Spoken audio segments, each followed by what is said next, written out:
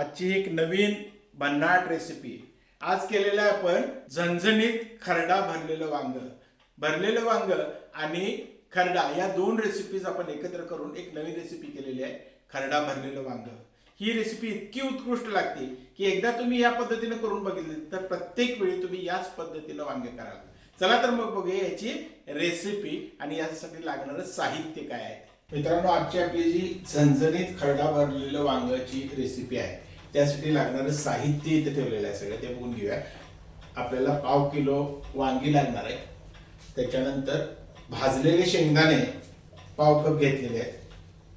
1/2 कपच ओलं खोबरं किसून घेतलेलं आहे। त्याच्यानंतर 6 हिरव्या मिरच्या आहेत। हिरव्या मिरच्यांचं प्रमाण तुम्ही कमी जास्त करू शकता, पण खरडा म्हटलं की हिरव्या मिरच्यांचं प्रमाण थोडं जास्त असतं। इथं 6 मिरच्या घेतलेल्या आहेत, तुम्हाला कमी लागत असतील तर कमी घ्यायला हरकत नाही।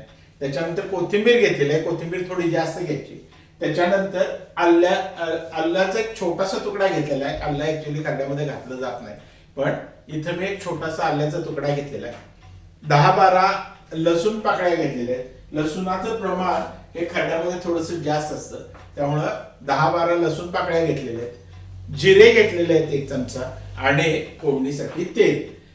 या सगळ्या साहित्याचा वापर करून आजची आपली झणझणीत खरडा भरलेल्या वांग्याची आपण रेसिपी करणार आहोत। लोखंडी तवा घेतलेला आहे आणि त्याच्यामध्ये आपण तेल टाकतोय। 1 चमचाभर तेल त्याच्यामध्ये टाकायचं आहे आणि या तेलामध्ये आपण ज्या मिरच्या घेतल्या होत्या त्या टाकून घेणार आहोत। त्या मिरच्या चांगल्या भाजायच्या आहेत तेलामध्ये। याच्यामध्ये मिरच्या भाजत असताना आपण याच्यामध्ये लसूण टाकून घेणार आहोत। त्याच्यात आपण जे आलं घेतलं होतं त्या आल्याचे ठेचून तुकडे करून घेतलेले आहेत, ते आलं घालून घेतलेलं आहे। हे चांगलं व्यवस्थित भाजून घ्यायचं आहे। याचा रंग बदलेपर्यंत आपल्याला हे भाजायचं आहे। आता हे भाजत आलेलं आहे।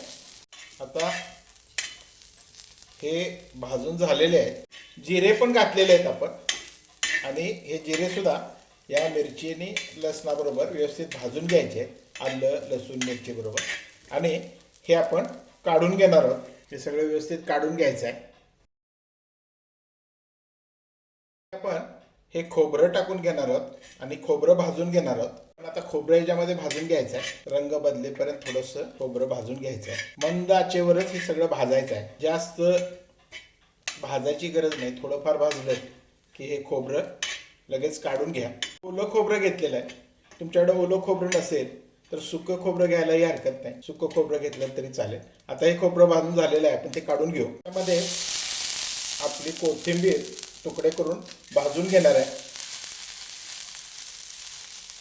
गॅस बंद करा किंवा बंद करा एकदम आणि ही कोथिंबीर सुद्धा जी आहे ती थोडीशी या पद्धतीनं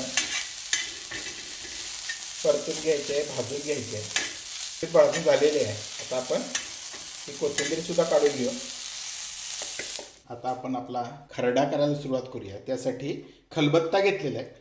तुमच्याकडे खलबत्ता नसेल तर मिक्सर वापरला तरी हरकत नाही, पण आपण इथं खलबत्ता घेतलेला आहे। खलबत्त्यामुळं खरड्याला एक व्यवस्थित चांगली चव येते। तुमचा मसाला किंवा खरडा जेवढा चांगला असेल तेवढी तुमची रेसिपी चांगली होत असते। याच्यामध्येच आपण भाजलेले शेंगदाणे पण घालायचे आहेत। त्याच्याशिवाय थोडे कच्चे जिरे आणि ह्या सगळ्या गोष्टी आपण या पद्धतीनं बारीक करून घेणार आहोत, कुटून घेणार आहोत। आता एक लक्षात ठेवायचं की हे जास्त बारीक करायचं नाही आहे, आपल्याला थोडे भरडच ठेवायचे आहे। त्यामुळं हा खरडा करताना जास्त बारीक करू नका। आता हा खरडा करत असताना ह्याच्यामध्ये चवीनुसार मीठ सुद्धा आपल्याला घालून घ्यायचं आहे। गरजेनुसार मीठ त्यामध्ये घाला आणि हे व्यवस्थित वाटून घ्यायचं आहे आपल्याला। हा आपला आता खरडा झालेला आहे।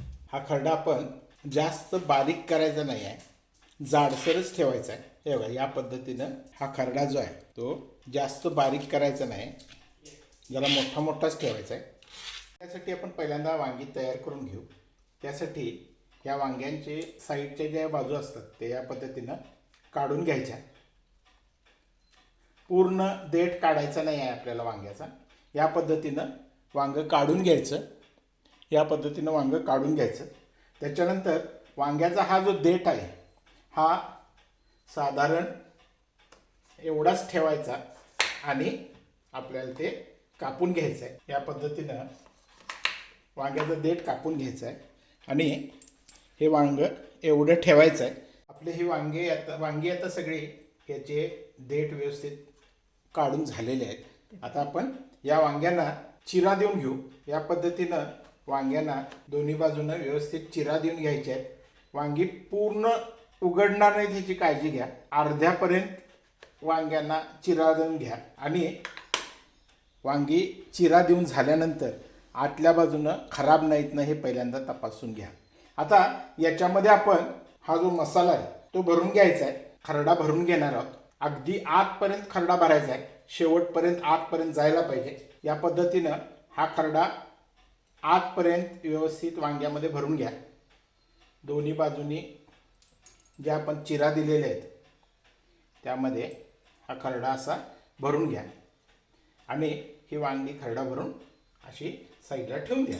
या पद्धतीनं सगळ्या वांग्यांना खाचा मारून आपण खरडा भरून घेऊ. ही वांगी आपली अशा पद्धतीनं भरून झालेली आहेत सगळी. आपण आता एका जाड बुडाच्या भांड्यामध्ये त्याची भाजी करून घेणार आहोत. ती फोडणी टाकणार आहोत. आता मित्रांनो आपण आपलं वांगं जे आहे ते फोडणी टाकणार आहोत. त्यासाठी सर्वप्रथम एका जाड बुड्याच्या भांड्यामध्ये तेल टाकून घ्या.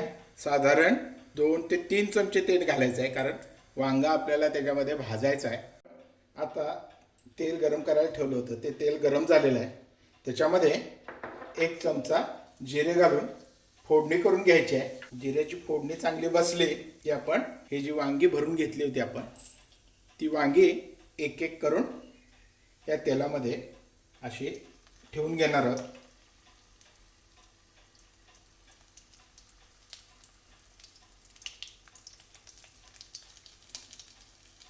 आणि तेलामध्ये ही वांगी जी आहे ती आपल्याला थोडी परतून घ्यायची आहे.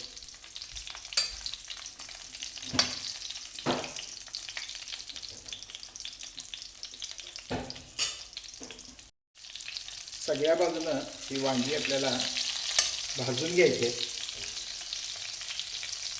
आणि थोडं वाफ यासाठी ते झाकून ठेवायचे.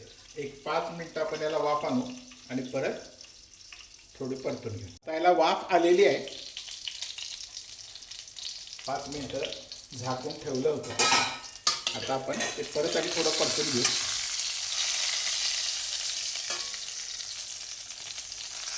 आता याच्यामध्ये शिल्लक राहिलेला जो खरडा आहे तो खरडा घालून घ्यायचा आहे. याच्यामध्ये साधारण 1 कपभर पाणी घालायचं आहे आणि याला आपण झाकून एक 10 ते 15 मिनटं शिजवून घेणार आहोत. थोड्या वेळानं परत उघडून हे पलटी करून आपण व्यवस्थित शिजवून घ्यायचं आहे. आता 10 मिनटं झालेली आहेत. आपलं वांग 10 मिनटं झालं शिजतंय. 10 मिनटं झालं आपलं वांग शिजतंय. आता आपण ते परतून जरा दुसऱ्या बाजूनं शिजवून घेऊ.